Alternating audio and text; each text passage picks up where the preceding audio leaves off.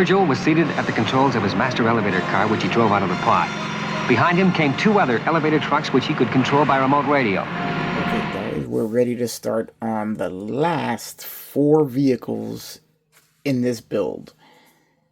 These are going to be the elevator cars. There's going to be 1 master elevator cars and 3 subsidiary elevator cars, which are all remote control cars run by the master. So we're going to jump right into this.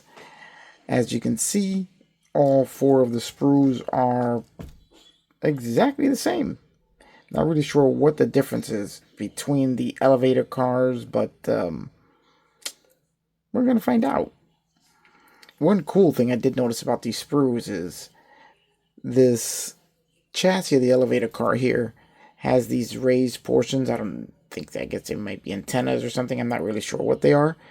But look at how they formed the sprue to protect that part of the chassis.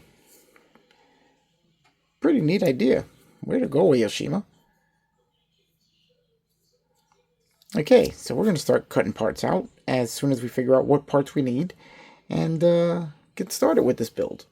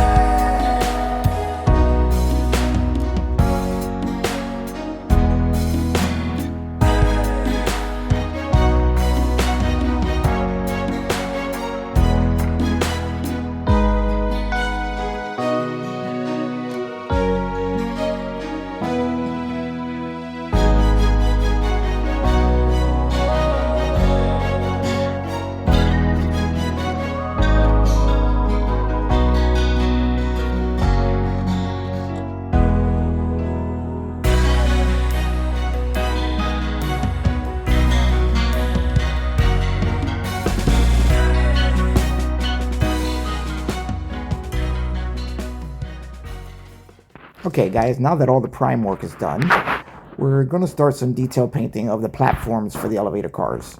Now, the first thing I did was, after priming, I painted them with Tamiya dark iron on the top to simulate the hard steel shell that's on the outside of the platforms. And now what I'm doing is masking them off, because around the edges of the platforms is, as the TV model shows, has a yellow border around the edges. So that's what I'm going to do here, and I'm going to start that by masking off the entire platform except for the edges. And then I'm going to use Mission Model's yellow paint, flat yellow, to put a nice border around the edge of the platform. So let's get with some masking, which is everybody's favorite thing to do, and get this going.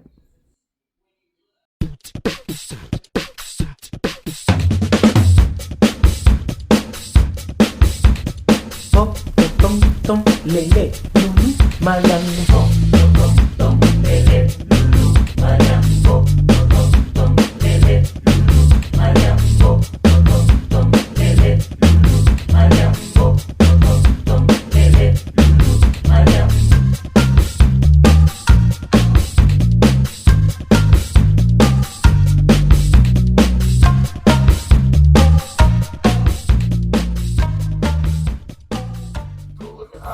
Now, after all that masking, which takes quite a bit of time, I remembered I have my putty here.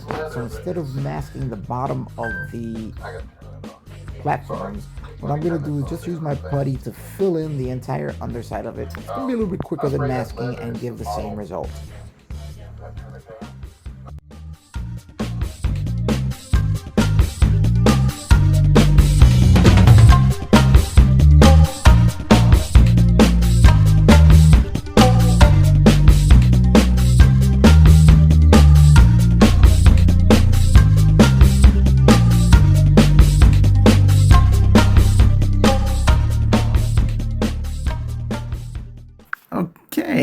now that we have all of our masking done, which definitely took a while, I'm going to start with painting. I'm using Mission Models Flat Yellow to give us a nice border.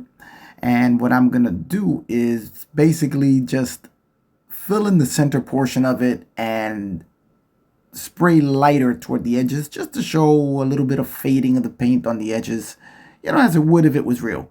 So we're going to do a little bit of painting here. So hang out and we'll see the result in a minute.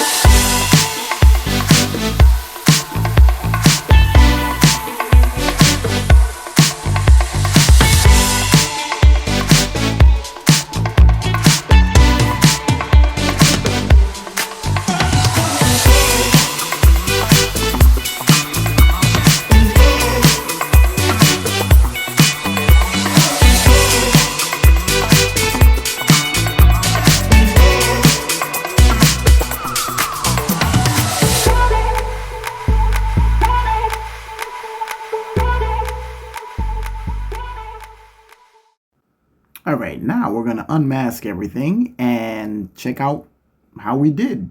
Hopefully we didn't get any bleed through, and we should have a nice yellow border all the way around the entire platform.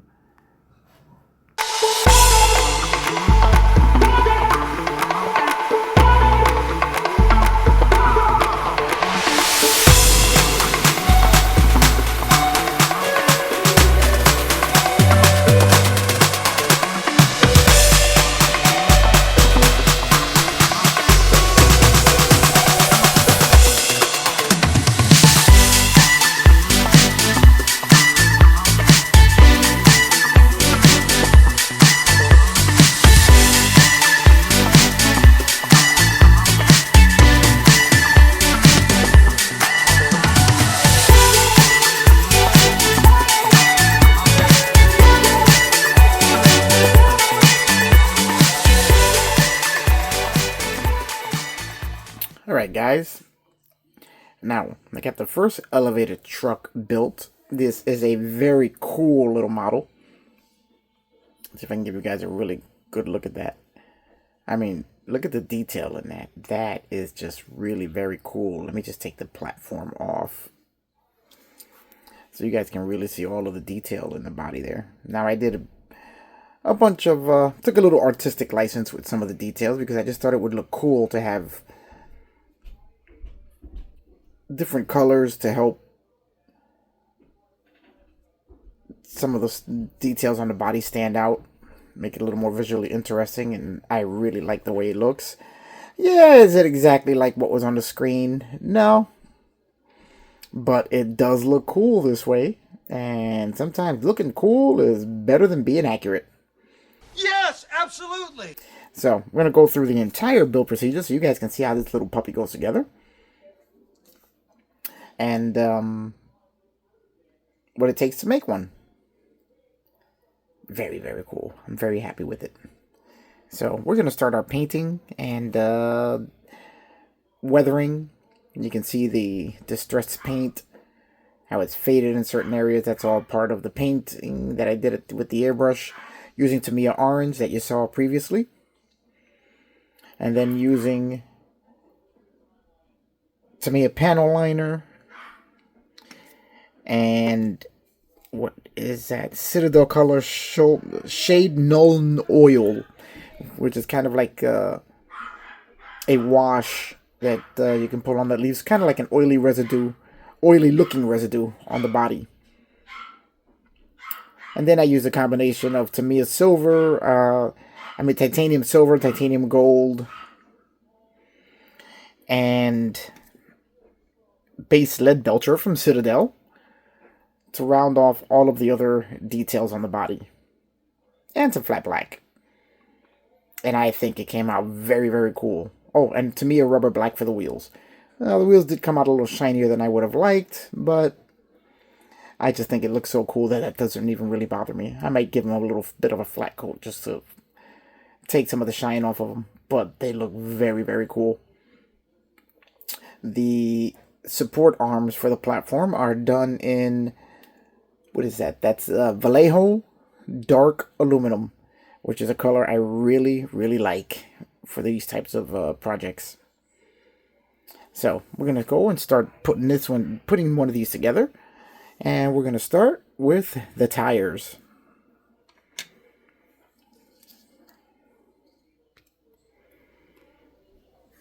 Now, as you can see, there's each one of these little cars has 1, 2, 3, 4, 5, 6 sets of tires. So it's a very simple. We're just going to cut them all loose and then start putting them together. Okay.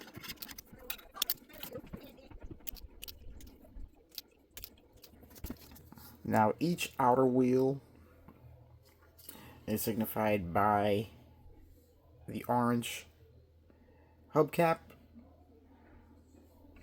and the inner wheels have a peg which just peg into the back of the outer wheel to form our double wheel. Now, the one thing that little tip I can give you when doing this is that since I've already have mine painted, I don't want to mess with the paint. I make sure that both wheels, the area that I cut off from the sprue, both face in the same direction. And then they are going to be facing downward, as that's what's going to be the part that contacts the surface of the diorama. So in this way, I only have to touch up all the wheels in one area, and you won't even see it once it's in the diorama. So we're going to go ahead and glue all of these sets of wheels together, and then move on to the next step. Now we're going to start with the chassis. You can see what it looks like with just the body color on it, in comparison to what it looks like with all of the detail work done to it, which just, in my opinion, looks way cooler and really gives you a lot more to look at. I mean, these are cool little models, and just really makes it pop with all of the detail work. So let's get on that.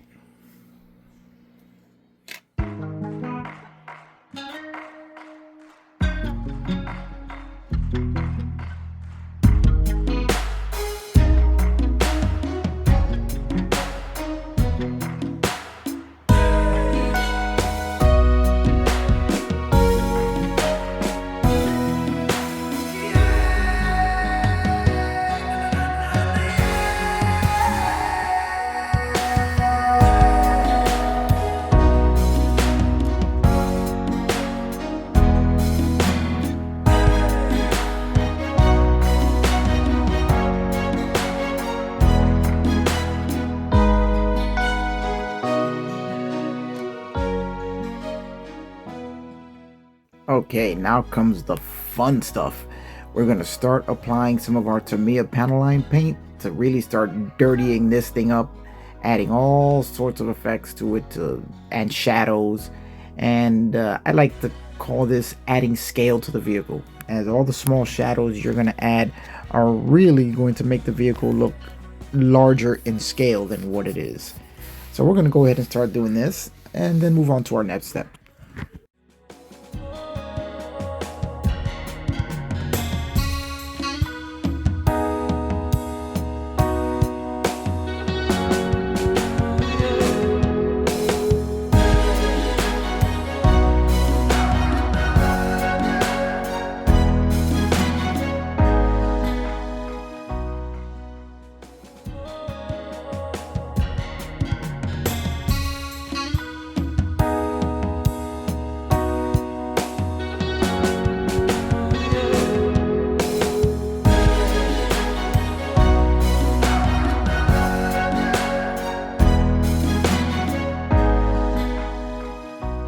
Guys, now we're going to start putting together the elevator cars. I just wanted to point out one of the differences between the two. This is the master elevator car.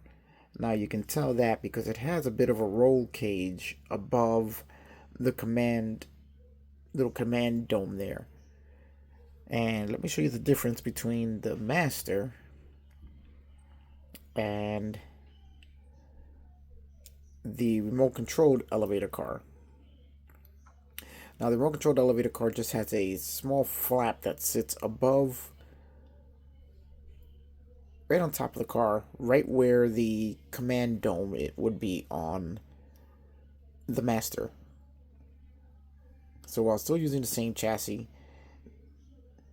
they managed to make them different in this one small way so that you could tell which one is the master and which one is the remote elevator car. It's pretty cool how they made this tiny little roll bar to go over the command dome. I mean, the fact that they managed to make that cool little detail for this little thing is very neat. And here you can get a good look at the weathering effects. So we're going to start putting it together. And I guess we'll just start with the master. Now that all of the painting is done, it's time to install the struts that hold the platform. Now, you may be tempted just to put the wheels on first, as basically the wheels just pop right on, a little bit of glue, just sit them on there and you're done. But that would be a mistake. You have to put these on first, because trying to put the support arms into the chassis with the wheels on it can be quite a bit difficult, and you risk breaking the wheels off.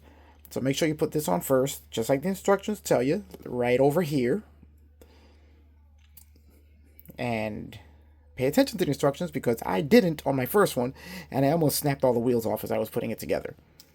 No way. Way. Yeah.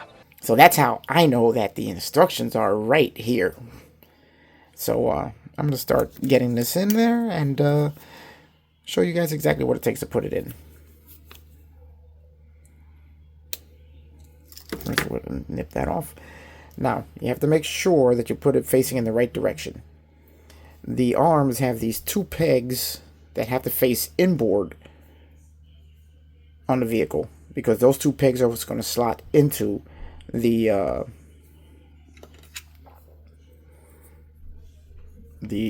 elevator pad. As you can see, there's a slot right there. Now, when installing the support arms, you're going to install these small tabs into the slots right here in the vehicle. Basically, it's just going to fit right into the slot. Now, maybe a little tight because of all the paint. If it is, then you have to do a little bit of house cleaning and take some of the paint off. But we managed to get that in there. It's a very nice snug fit. I don't even think we'll need to glue that. The paint has taken up quite a bit of the space, which makes it fit nice and tight in there. Let's put the other one in. Right here.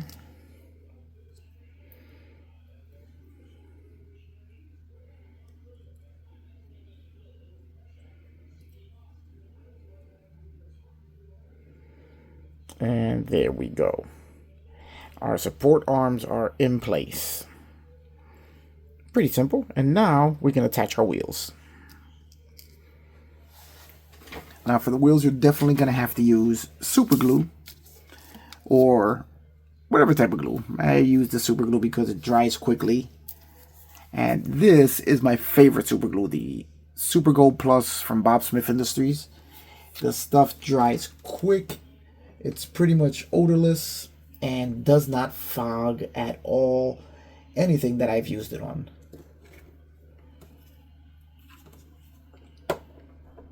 So, installing the wheels is very, very simple. Let's make sure that we have that in there. We're going to have to touch that up where we cut it off the sprue. It's basically a simple pop it on after you put a little glue on and you're done. So what I like to do is I put a little bit of glue on the inside of the wheel.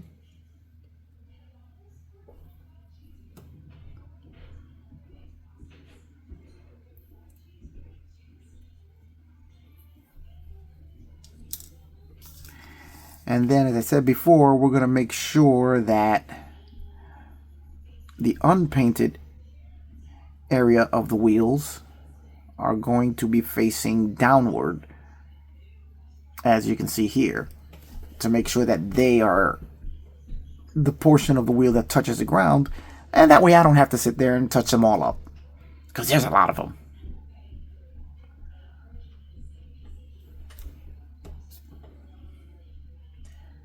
And let's make sure that we're all the way in there, and we are. Whoopsie daisy, and I just knocked one of the arms out. Maybe I should glue them in.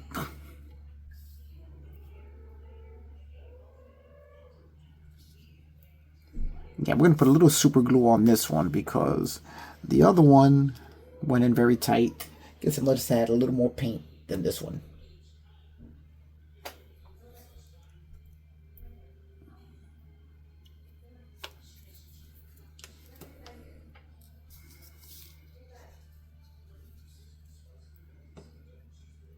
Now you can see if you would try to do this with the wheels on, how they would have gotten in the way.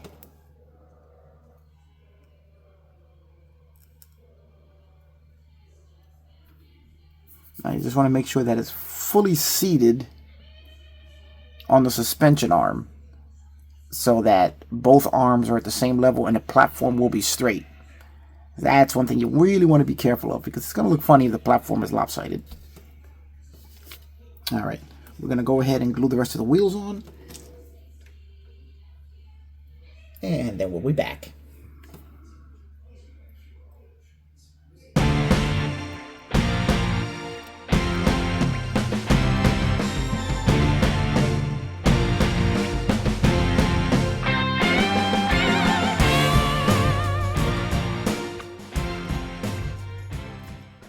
Alright, there we go. Now we're going to just test fit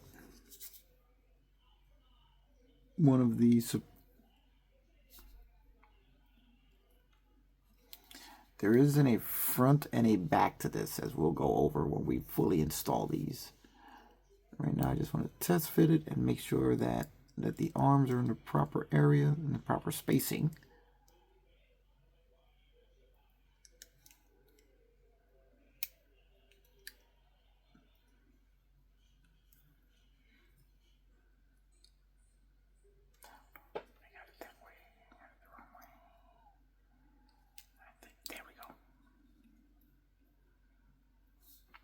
Okay, so that is correct.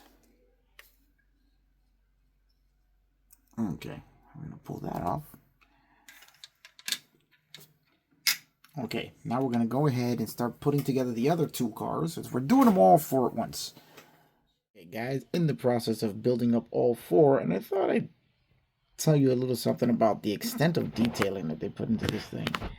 These tiny little round shapes, which I'm assuming are supposed to be like headlights on this thing, are actually small plastic parts. You would think that something like this would be photo etched, but no, they're actually small plastic pieces that are, let's see if we can see them, come on the tree here. I mean, look at how tiny these things are. And they go glued onto the front of the vehicle there. I mean, this is really... And they actually went through all the process to mold this out of styrene. Whereas you would think that making it out of photo etch would be easier. But no, they really did a really nice job with this kit. I can't say that enough. Now, when dealing with such tiny little pieces, I had to make a little special tool just so I could pick them up. So I had a toothpick. I put a little bit of my blue tack on here, and that makes the perfect tool for picking up these tiny little light fixtures. And then I dab them in the CA glue and glue them right to the body. All right, let me finish these up and then we'll come back with the completed builds. Okay guys, and now we have the finished product after all of the work we put into this. Here you can see all the decals have been applied. They each have about 7 decals for each car, which means there was a lot of decal work on something this small. You can see all the weathering on them really just adds scale to them, gives them a really nice worn look. All the platforms are sitting evenly. This is an amazing kit, and the detail work that they put into something so small really just blows me away. And you want to see how small they are? Let me just put my hand right next to them so you guys can see exactly how big these things are. And these are the biggest vehicles in the kit. I mean, it's amazing. They really put out a great kit. Aoshima, you should be proud of this one. So that's it for this video. Join us on the next episode when we're going to be jumping right back into the diorama, wiring up the 2 lit vehicles, and installing all of the debris that's going to be centered around these cars and ships. So that's it guys. I'll leave you with some beauty shots, and I will see you on the next one.